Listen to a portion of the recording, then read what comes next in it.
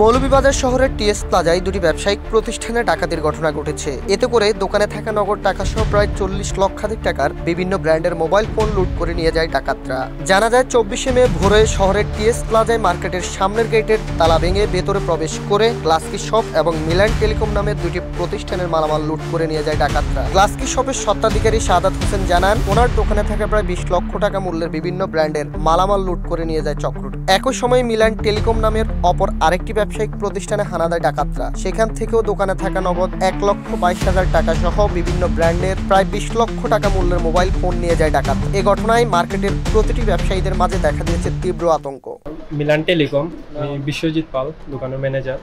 আমার দোকান থেকে ডাকাতি হয়েছে আজকে সকালে প্রায় 6:30টার দিকে।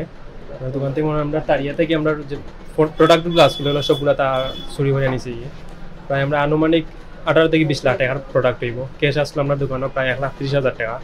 এগুলো তারা নিচে ক্যাশটা ভাঙ্গিয়া তারা ক্যাশ থেকে টাকা নিছে, ওগুলো তারা ডাকাতি করছে।